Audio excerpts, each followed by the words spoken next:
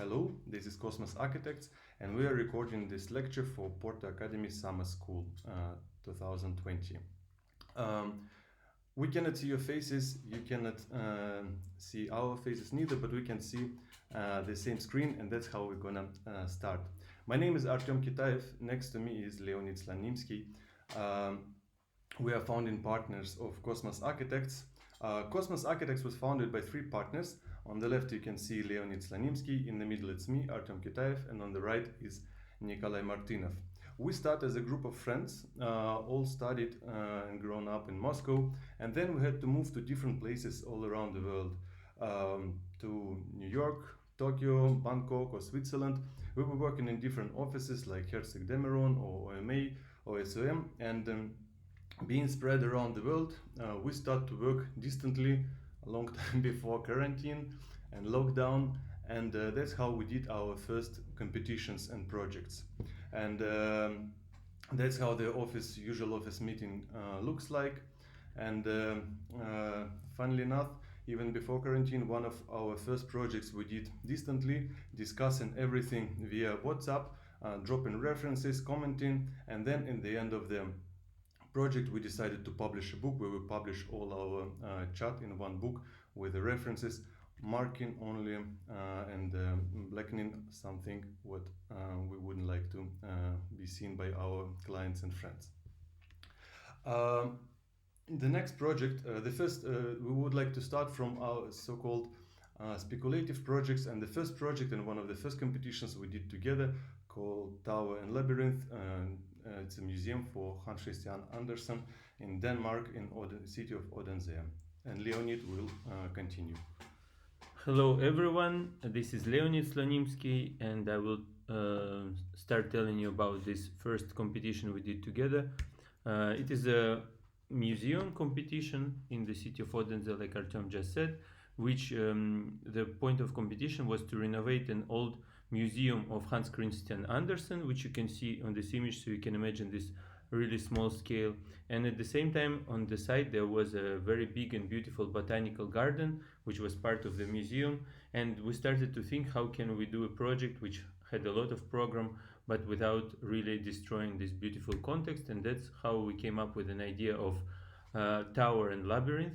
Tower being the most compact and dense typology, which allowed us to make a new urban landmark in the city, and Labyrinth meaning that it's an underground space which doesn't occupy the site. So here you can see fairy tale space, yes, which allowed us to put most of the program underground. So here you can see on the left corner where you can see the mouse, this is the original museum. Here in the more urban corner of the site there is a tower, and here under the existing ground is the museum of the sequence of fairy tales.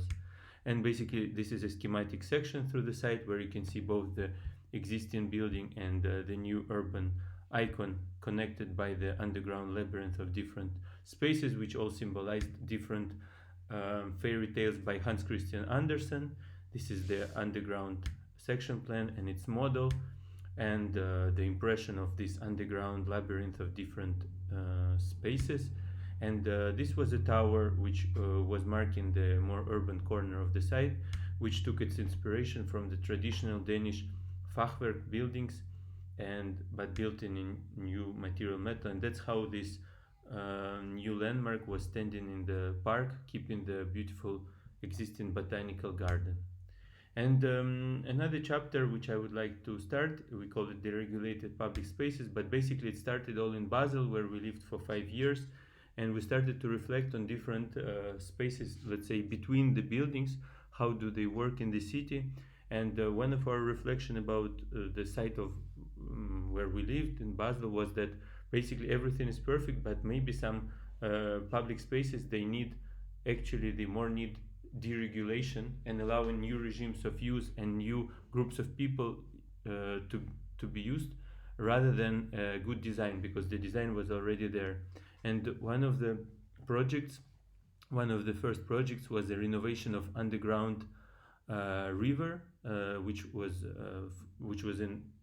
active in the city of Basel in the medieval times, into an underground path which connected all the city center, and it was like a botanical garden because we already had the condition of a confined perfect microclimate, and that underground street allowed the city to be used during the rainy season, during the cold season, and at the same time in summer it could be a perfect place to go for a cool down. So here you can see the historical city of Basel, this underground river which was existing there, and the concept of transforming into underground botanical public space which is connecting the city.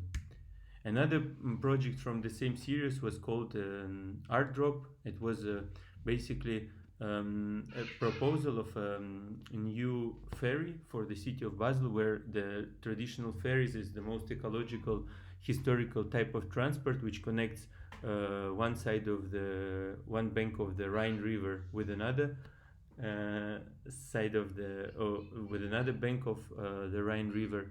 And we proposed an infrastructure which could be occupied by different functions, but in this particular reference it was an art gallery, a free art gallery, which would be floating from one side of the river to another one and host different art exhibitions, performances, and at the same time would work as a transport infrastructure. It's important here that such a small element can transform the big area of the city and transforming the shores of the Rhine into the observation area for the event which could take place in a small ferry in the middle. Yeah, it's also, maybe it's hard of course to see on this image, but the idea of the ferry is that it doesn't use any extra energy, and it moves from one side to another just with the help of the river current, and basically that's it, and it floats without any consuming any energy.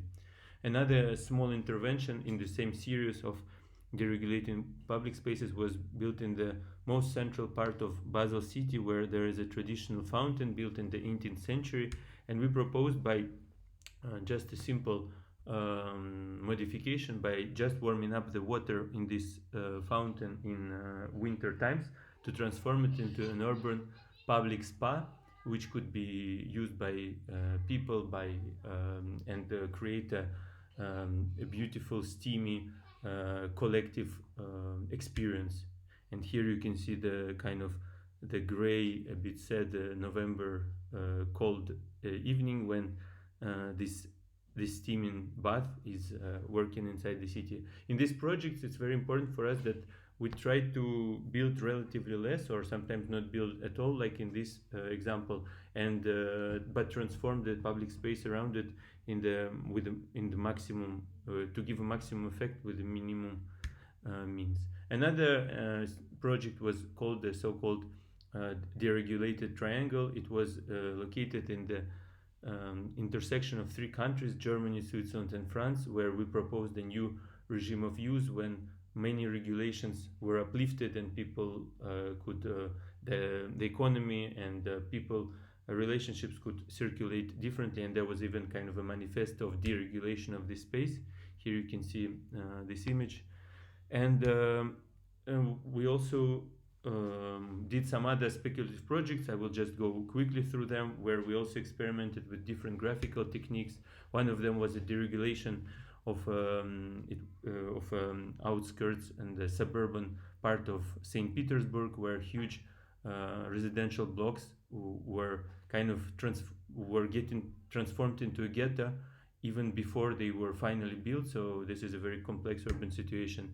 Or other speculative projects done for a call by Matilde Krzyżnowski and Vera Sacchetti, where we try to imagine the future when the buildings which are considered today as icons, they become just a normal fabric of the city, and what happens further, or what happens when a very historical landmark like a Basel Münster disappears, or the latest projects we did for San Paulo Biennale, when we were proposed to travel there and to do some kind of workshop and project there, and we decided to just send there in order not to commute so far in a bit useless way. We made a big carpet. This is more than 1 meter by 1 meter of size, and to also show in kind of in a slightly naive graphical manner all the problems which we see in a contemporary in ecological situation in terms of using the resources. And here you can see more details of how we as people, how we use this land, and also our reaction to this every day. The Biennale call was called Every Day, was not to travel there and to just send there this object. We just want to show how apparently we are treating every day the Earth. And the next project which we want to show is called Borderland. This project was done for Triennale in San Sebastian, and it's dedicated to borders. It's interesting, especially nowadays when borders of most of the countries are closed, to know that the length of all the borders around the world is about 250,000 kilometers long, and that's a huge area which depend on the relationship between the country. Is an area of isolation, so that means you cannot cross it, you cannot build it, you generally cannot do anything, so it's kind of blank area which connects all the countries in the world. And we decide that we should take advantage of this area and create so-called kind of duty-free area in terms of laws, some vague area which would connect all the people around the world and create this international state where everyone can get in and travel through it, get into different climates, different geographical zones, being at the same time at one country which connects all the people around the world by their own will of belongings to this state. It's kind of, we try not to visualize something what already exists. It's kind of, it's internet, it's the open network where you can just get in and then through this get access to all the people you're interested in and to all the information you want to be you're seeking for. And for this state we even made its own flag and its own coat of arms. So on the left you can see the flag. It's a black square with a dotted diagonal line. The dotted line usually represents in architectural drawings something what invisible but exists on the drawing. The line, the element which exists but it's not visible due to the position of the or the view of the drawing. And the coat of arms, diagonal lines, which we took from the road sign, which means a cancellation of all the restrictions. And so therefore it marks something what exists already in the world but not sometimes visible, and with the new rules which are defined by the users of this country. We even made a kind of imagine a Wikipedia page for this country, which of course doesn't exist, but we imagine what would be written there if it would exist. The next project called, it's our participation in the Venice Biennale 2020, and the curators intuitively probably called it Trouble in Paradise. And this project is supposed to be exhibited in the Polish pavilion, but for now the exhibition is postponed, as all of you know. And the exhibition, the project is focused on Polish landscape and also should operate with the notion of communalities. And thinking about Polish landscape, which we assume as a kind of average condition of European or probably world landscape, not very hot, not very cold, not very hilly, not very foresty, where we can meet pretty much all the geographical conditions. We start to be concerned about looking at the landscape. We start to be concerned about development of the landscape of suburbs, where you can see often uncontrolled growth of the settlements around the countryside. And from one side it's a bit scared us that we kind of lose in the Greenland. From another side, the countryside has a lot of potential due to lack of regulations, and we decided that we can, due to lack of regulations, it actually could be very experimental and very innovative. And we decided to protect the green land of the countryside, and also try another social model where we could use land more intensively and combine more processes in one footprint. And therefore we come up with a concept of concentrating all the built volumes and all the activities in a footprint of already existing roads, which connects all the country, and also provide to the countryside a bit more social interactions with people from living separately, have enough place to interact, to produce, to live together. That's how would look this development of the countryside, where you can see three main levels. In the bottom you see circulation of the system of circulation of the traffic. The second layer on top of it, it's the housing area, and the top level is the area for production and common activities. And it's interesting that such a dense concentration from one side helps allows to have very close encounters with other people and have intense social life. From another side, for each house it opens direct view to the nature, to the landscape, to the heritage, to the bushes, and to white and to brown horse.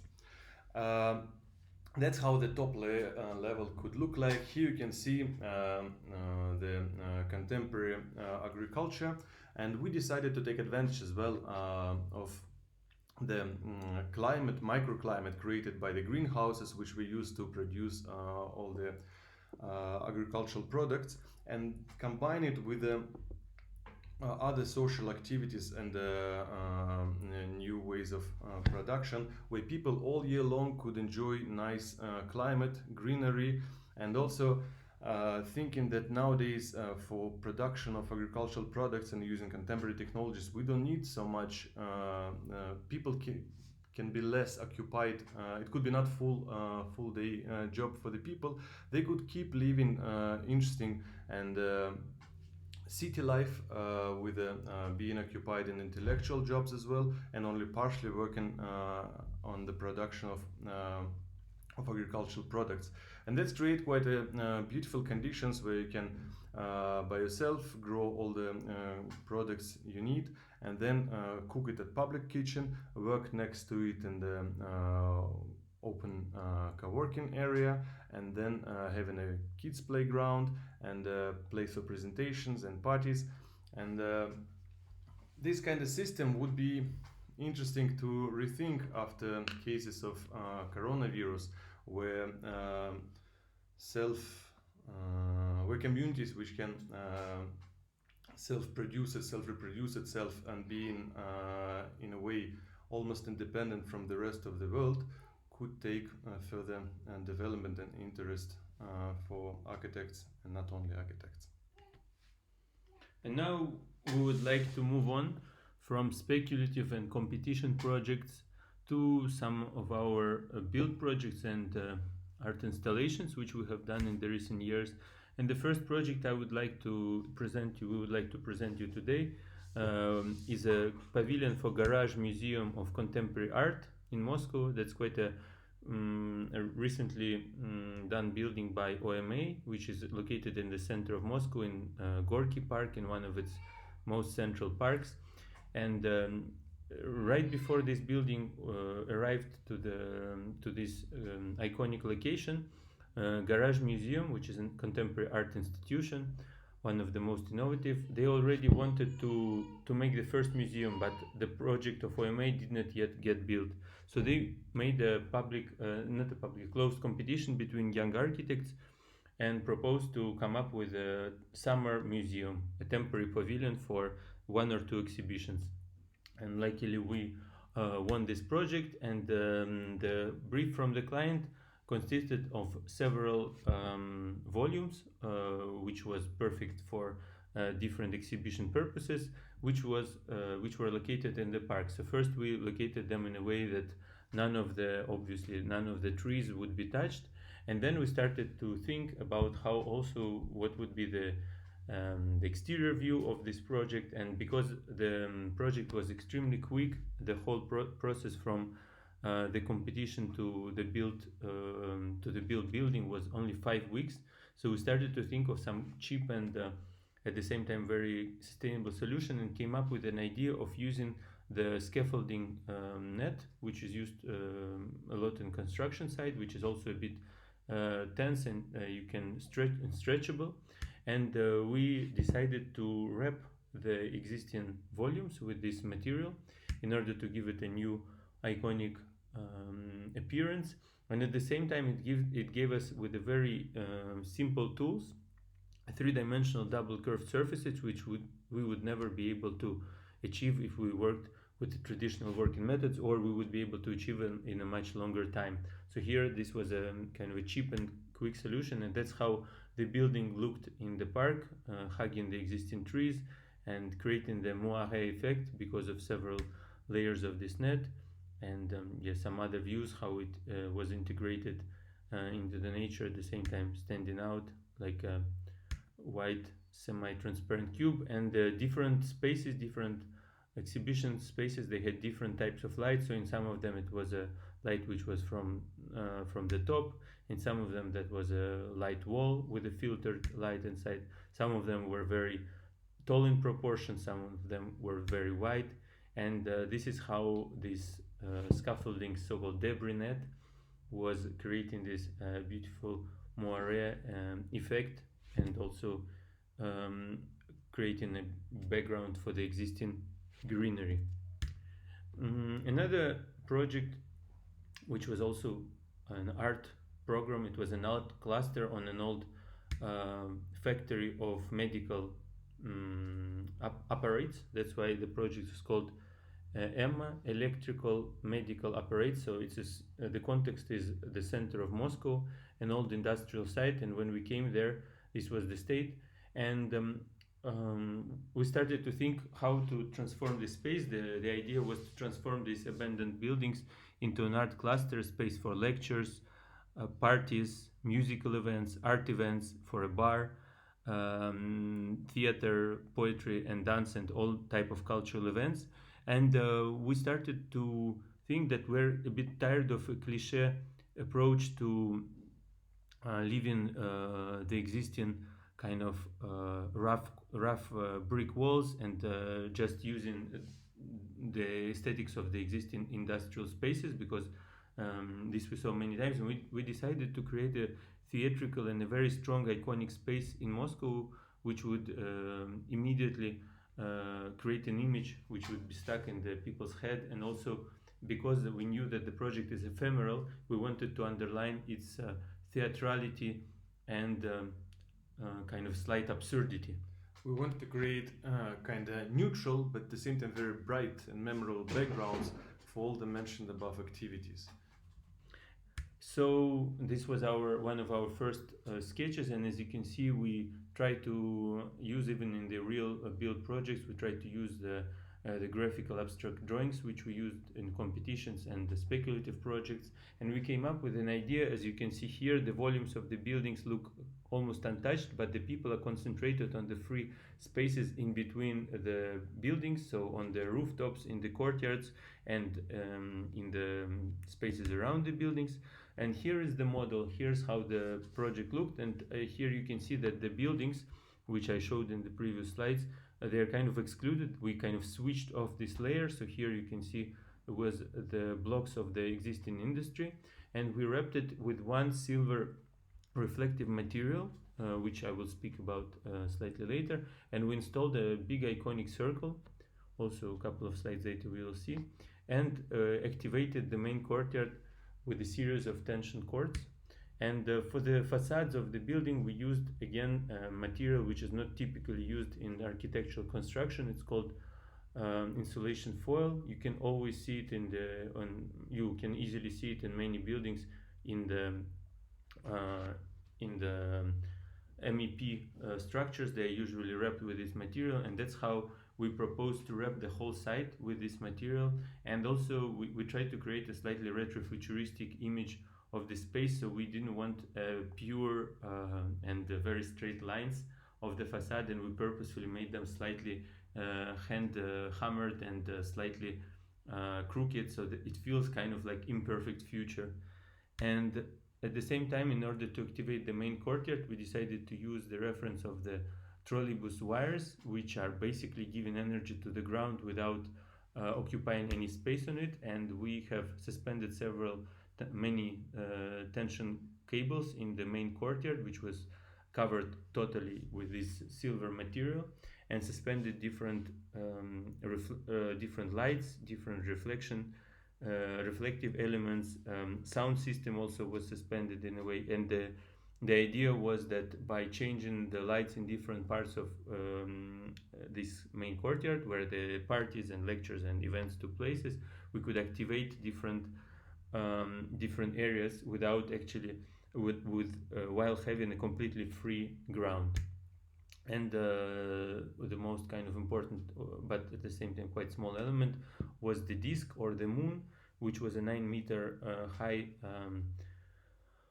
plywood structure which stood on the opposite side of the main courtyard, and it worked as an important iconic feature, but at the same time it helped us to block the existing office center from our art cluster without actually creating a wall. So this element was so bright and iconic that the building, which you can see behind it, was almost deactivated by its presence.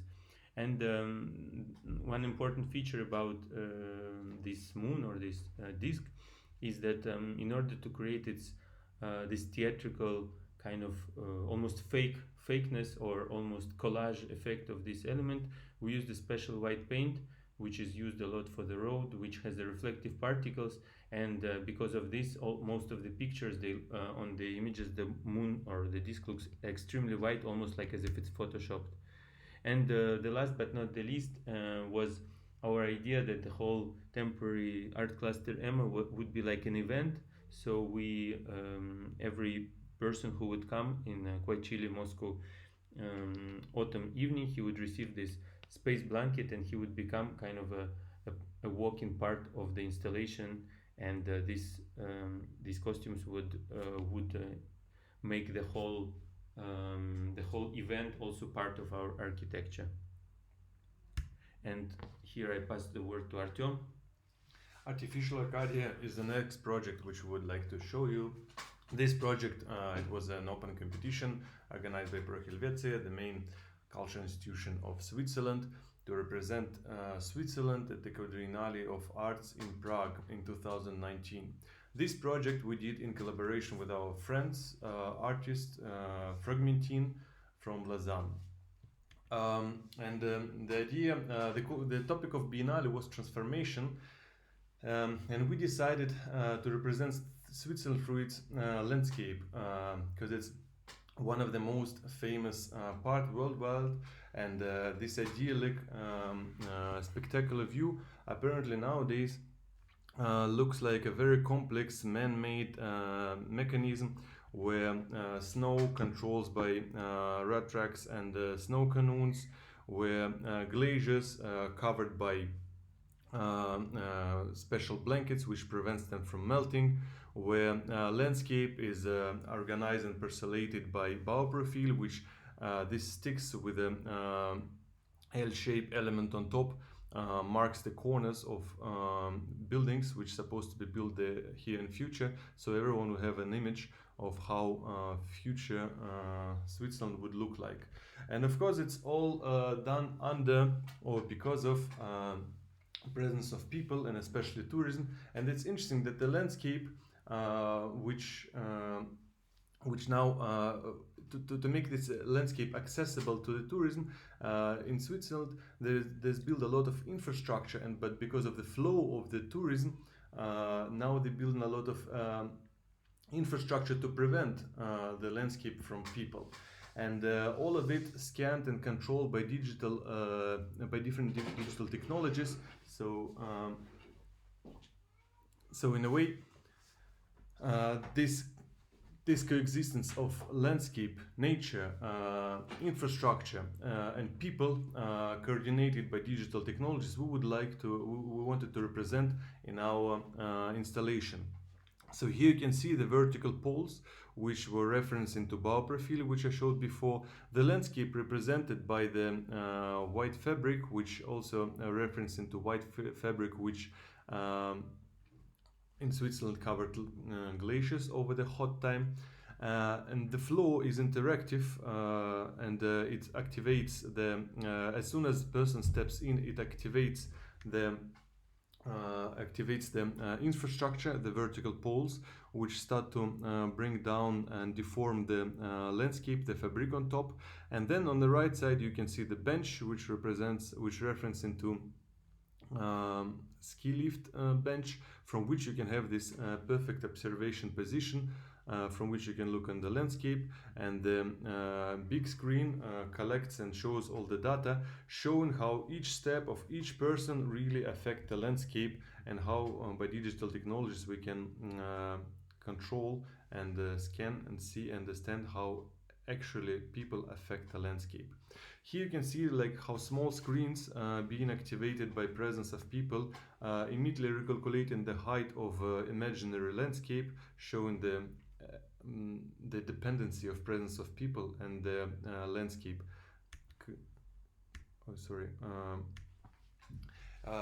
To us as well was important to reveal everywhere the technical elements and the structural elements of the installation. And here you can see this idyllic image where Laura from Fragmentin observing the melting artificial landscape. The next project is Airbox. It was another competition organized by Strelka KB from Moscow, and it was exhibition competition to build a sports center for Nike. And this project we designed and then built with assistance of Strelka together. This project was the new sports center of Nike is located in Gorky Park, is a central park of Moscow, very close to Garage Museum built by OMO, which we showed in our previous project. And for this project we want to bring in the very established and noble area of central Moscow, drive and energy of suburbs, and combine these two contexts in one structure. And thinking about suburbs, we thought that what would be the mark of suburbs, and we came up with a reference of billboard. And it's very interesting because billboard is a minimal structure to provide maximum of information. And to us it's very, apart from this, it's also very impressive spatial structure. And we decided to turn our building into spatial installation, which could be accessible, climbable, pull upable, for all the visitors, and the level of your interaction with installation would be just defined by the fear and muscles ability of exact user. At the same time, the box shape, the pavilion itself having a box shape, have different flaps looking to different sides, and each of them had a different function. Like here, you can see the vertical flap. It's a billboard which is supposed to hold different information about the work of the sports center, and as well marking is present along the boulevard. The other creates a nice shadow and lounge under it. The third one is an inclined flap, which we called 3D workout. It's a place for warming up and stretching for the sportsmen before and after the training. And the other important concept of the building was so-called naked building. That means we made it completely glass, and all the rooms of the building would be accessible and visible for the visitors. So here you can see even storage of sport equipment, and plant room, and with all the cables and technical elements are visible. And to us, revealing of all the process of life inside the building was very crucial. At the same time, we penetrate building with the corridors, which was going all along. So now you can see through this door, through the entrance door, you can see along the corridor all the way through the building. That's how interior of these corridors looked like, which penetrates with natural light this compact building. The only place which had different, not gray and not steel colors, was an enclosed area of showers, toilets, and changing rooms. And certain, when we design it, we wanted to understand like where would lie the limits, where would be the actual border of the building, where building starts. Is it the warm volume, or is it the footprint of the structure which surrounds the volume, or is it the overhanging flaps, or probably even the shadow of the building? Already in the sunny weather marks quite strong presence of the building and start to activate the context, because the most important role of this building was actually public activator. It's the role was to activate all the sport processes in the park and provide people kind of starting point and finishing point to do for the football games, for the runs all around the park, or basketball, or another type of training. And that's how the opening looked like. The building was open at the same day as the football championship starts in Moscow in 2018. So the organizers decided to save up on the fireworks and made the photo the moment when fireworks of the World Cup happened in Moscow. So it's not our fireworks at the background. And that's how the building looked during the winter, even though it was very interesting quality of the material of this aluminum structure, which was constantly changing the color and reflecting the surrounding, and we were quite pleased with this effect of almost white structure which is actually aluminum but just reflecting the snow around.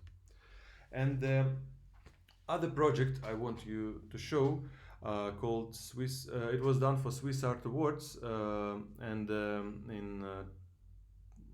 it called Resistance of Materials. And as you probably already mentioned in our lecture, we often focused on the materials which not very widely represented in architectural discourse sometimes, and we decided to classify these materials. It's materials which architects not often draw in, materials and structures and elements which not often drawn and designed by architects, but which nevertheless appears on the building. And I'm speaking about bird spikes, protection mats, rosa wire, and we classify these materials like materials which prevents people or users from being hurt by structures, or the other way, protects structures from being damaged, hurt by people and users and birds. So we collect all of these interesting materials and layer them in a kind of wall structure vertically, and trying to find beauty in combination of these gray and bright colors and soft and sharp edges.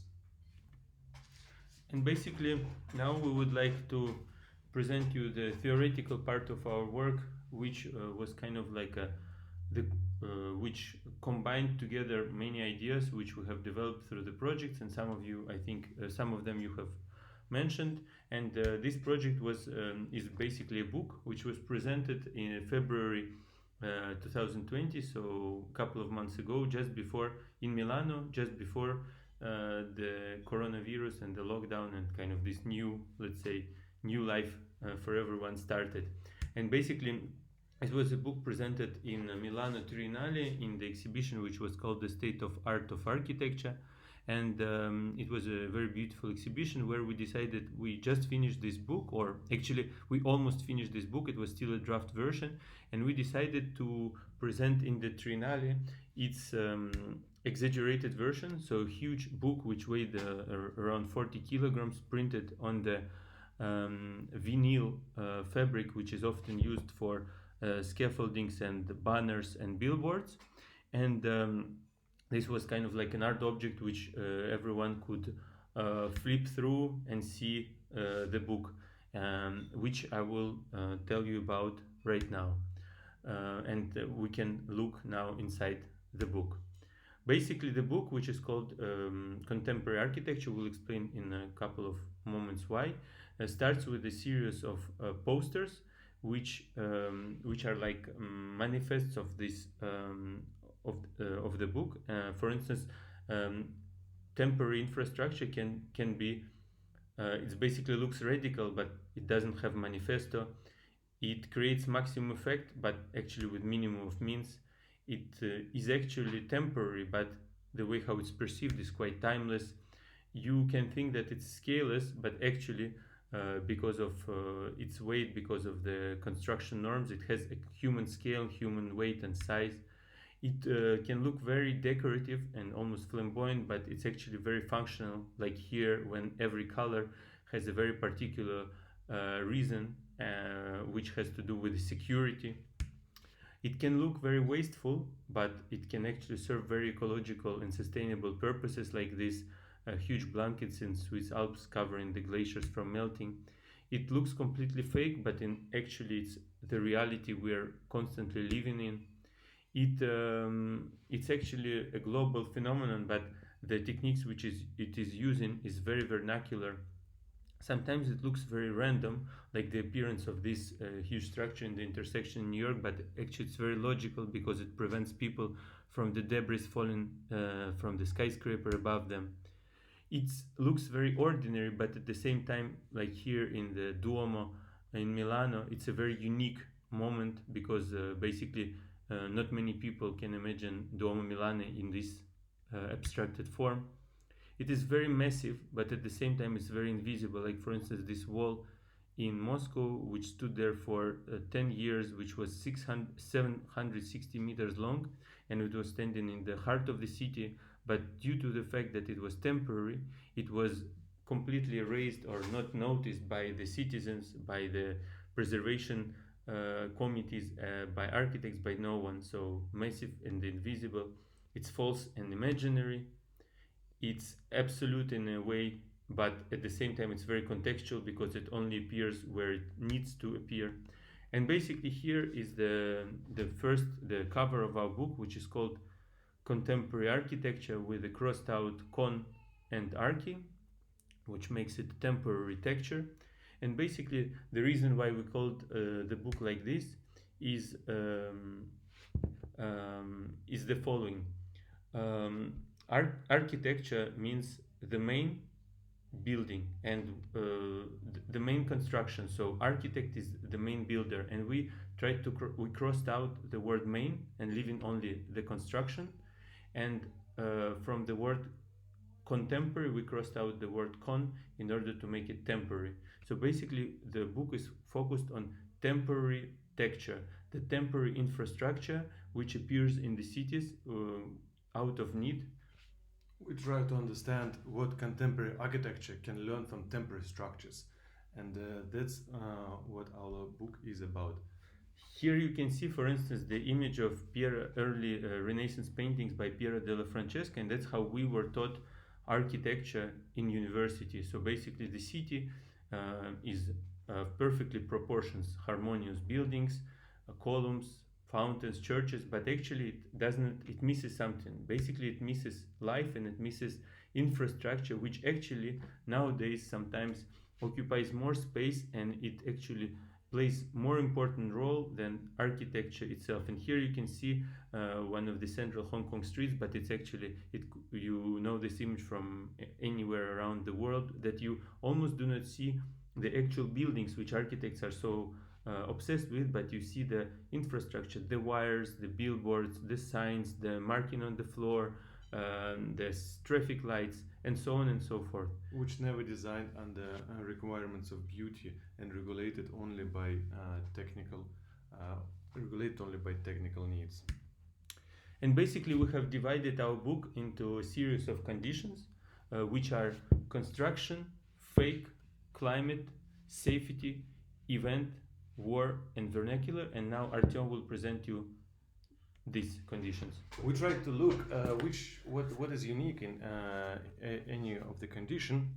And it's interesting that construction, which appears all around any contemporary city under development, because every city is growing or innovating itself, and construction is a normal state of the architecture.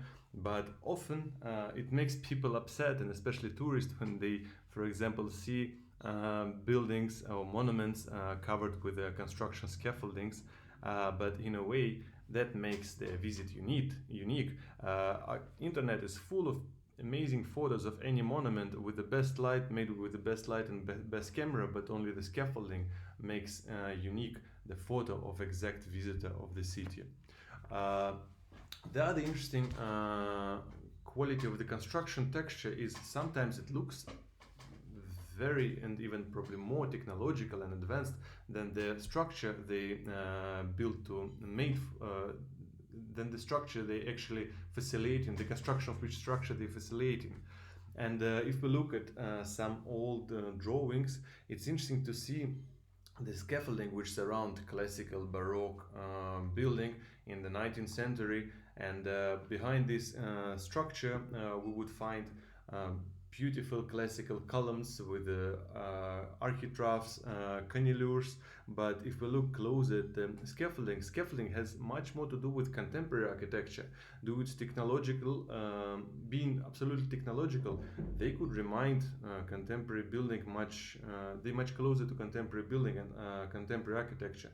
In these terms, texture sometimes precedes the architectural styles than the architecture they made to facilitate.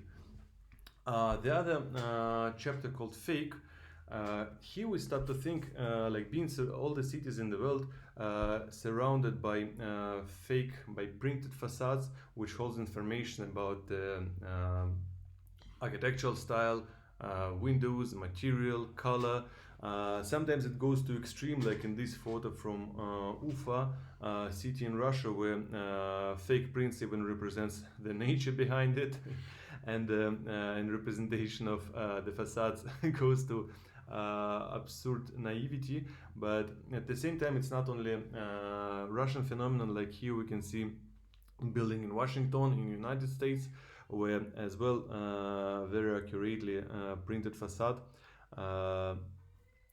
covers the state's Supreme Court. And in these terms, it's interesting to understand how much architecture do we actually need nowadays, when architecture is a kind of fashion which changing very fast, sometimes faster than the construction technologies.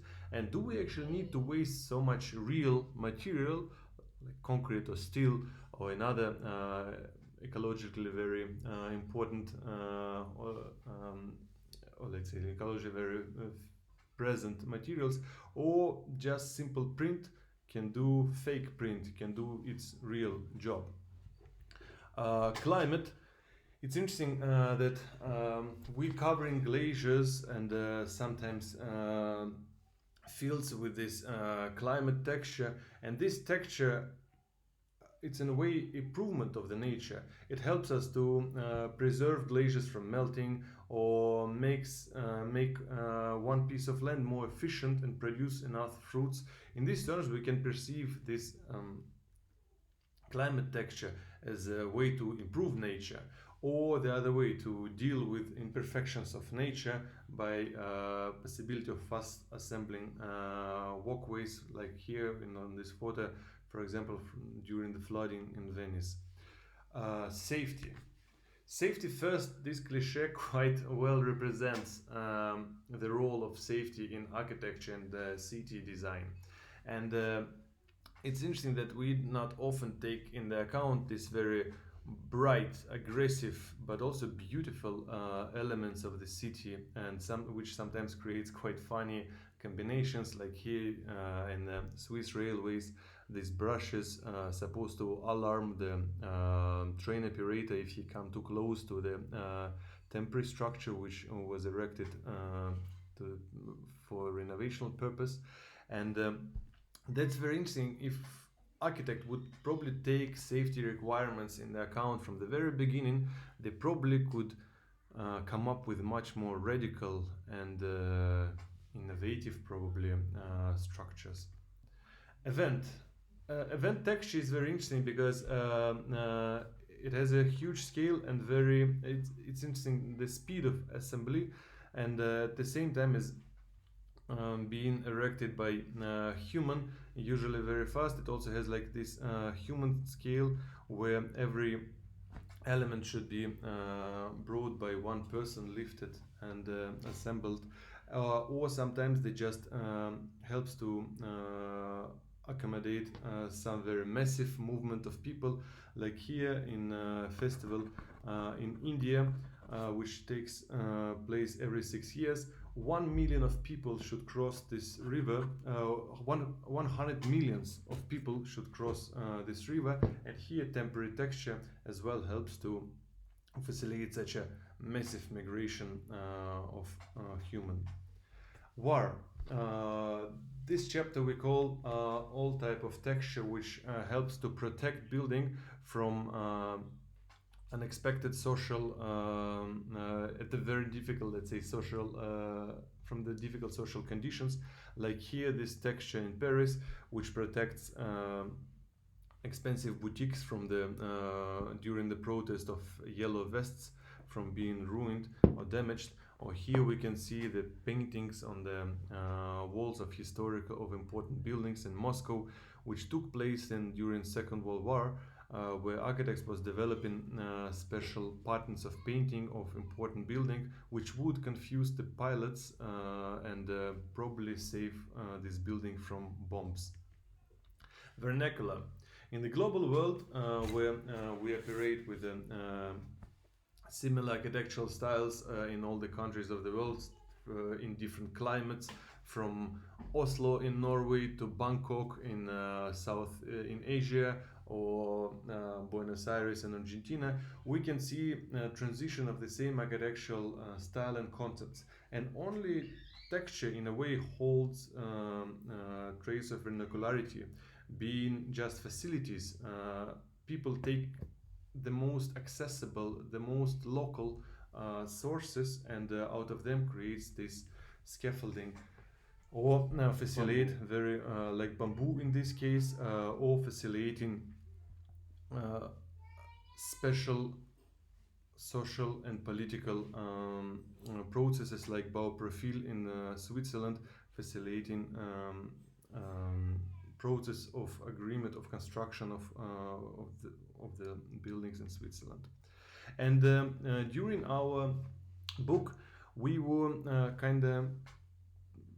we start the polemics with traditional architecture, thinking how much contemporary architecture should actually follow the traditional classical formulas of architecture, like stability, utility, or beauty, stability, utility, and beauty, or form follows function. And we come up with a formula of urgent, efficient, and fair, which would manifest the direction of the design developed by temporary structures. And it's interesting because temporary structures never being very radical, innovative, and in a way beautiful, they never had their own manifesto or something, someone who would manifest it. We tried during this book to understand what kind of manifesto would they have. Of course, in this book we don't try to say that everyone should design this way, or it's kind of Bible which everyone have to follow. We just try to focus on these anonymous temporary structures and trying to understand, if they would have an author, what this author would tell us and how would present their work and design. And now, in order to conclude our lecture, we would like to say a couple of words about teaching an academic activity which takes a big part in our practice, and we're very happy to see you. I'm speaking now to students in the next weeks in Porto Academy, and we consider teaching as a continuation of our work and also as a way to experiment. And together with our students, we do multiple workshops. We have led multiple workshops in different countries. We have built lots of temporary structures and did lots of research. Part of the research book which we showed before was also developed with the students. And this is a very important part of our work, and we have done workshops in Moscow and Geneva, in Arles and south of Italy.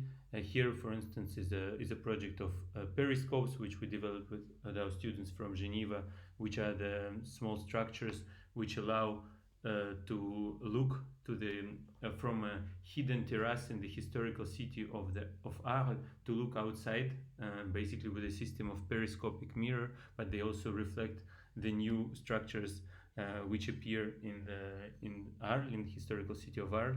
In this case, the tower by Frank Gehry. Or we have done a project in Hellowood, and as I said, it's a way to experiment and is a way to test. It's a testing these temporary small structures which we often design and build together with students is a testing polygon for our ideas. And sometimes these projects, their traces can be seen directly in our bigger projects or in our built work. Like here, for instance, the Hellowood billboard, which has obviously reflected on our project of airbox in Gorky Park, or for instance another project of a temporary kitchen which we did in Karlsruhe with Mayo and HHF architects, which later reflected in a big competition of it's an urban competition which we won in St. Petersburg, where you can see the similarities. So we're really looking forward to this upcoming workshop, and we are very sad that it will be not done in person. But we hope that the ideas which we will develop with you together will go further both in your work and our work, and will be not just a temporary workshop, but will be a foundation for the future beautiful and interesting buildings. Yeah, this online workshop education is probably reality, so we all have to learn how to make the best out of it. And despite all the disappointing effects, it also has many advantages. So we're looking regardless anything, all our sadness of not meeting all of you in person, we are really looking forward to meet you online. Thank you. Thank you very much. Obrigado, how we would say if we were in Porto, and goodbye. See you at Porto Academy. Ciao.